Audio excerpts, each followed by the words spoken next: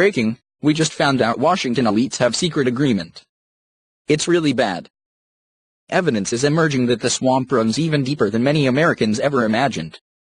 As Republicans celebrate the passage of the Senate's version of the Tax Cuts and Jobs Act, it seems the Senate made some small changes.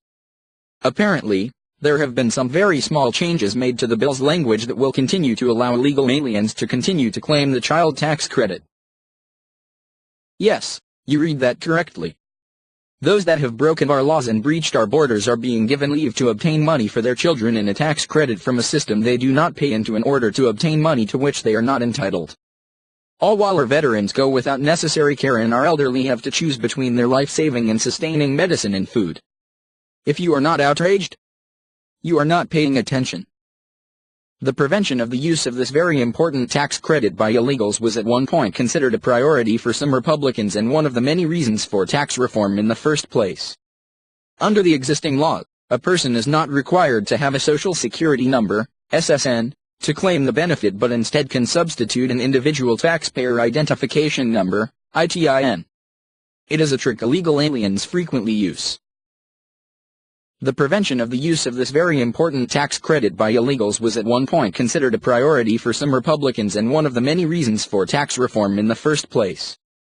Under the existing law, a person is not required to have a Social Security number, SSN, to claim the benefit but instead can substitute an individual taxpayer identification number, ITIN. It is a trick illegal aliens frequently use. Representative Lute Messer, INR, made absolutely certain that this long-standing discrepancy was addressed in the House version of the tax bill. When the bill made its way out of the House and Ways Committee led by Chairman Kevin Brady, TXR, the language Messer included was still present. It very specifically demanded a credit claimant include the taxpayer's Social Security number on the return of tax for such taxable year. This language would have made it impossible for illegal aliens without a legitimate SSN claim the lucrative benefit to which they are not entitled. Yet when the Senate marked up the bill for approval, the language somehow snuck its way back in, continuing the process of fleecing the American people. The text of the version that the Senate chose to pass after tweaking the language back to the original reads as follows.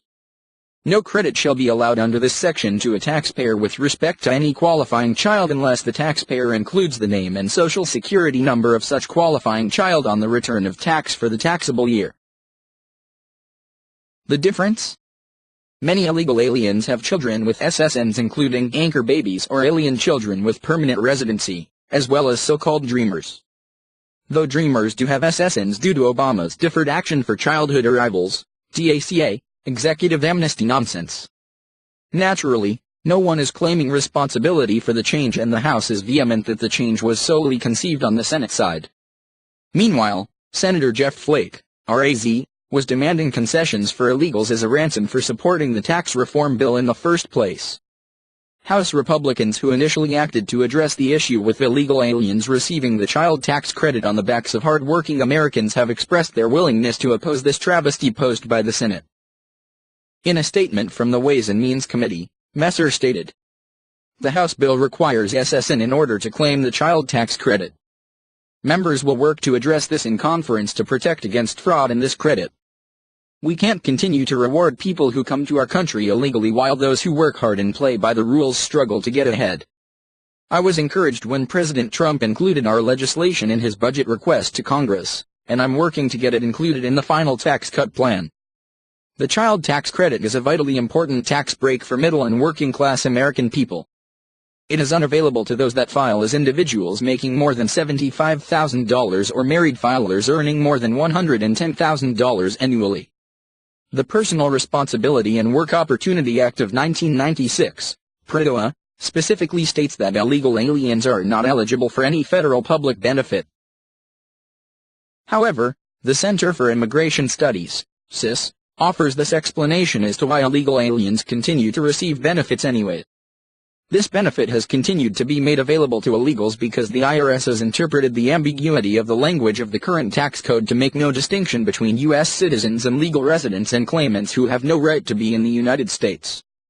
A 2011 Treasury Inspector General for Tax Administration report suggests credits like these are putting billions of dollars in the hands of illegals.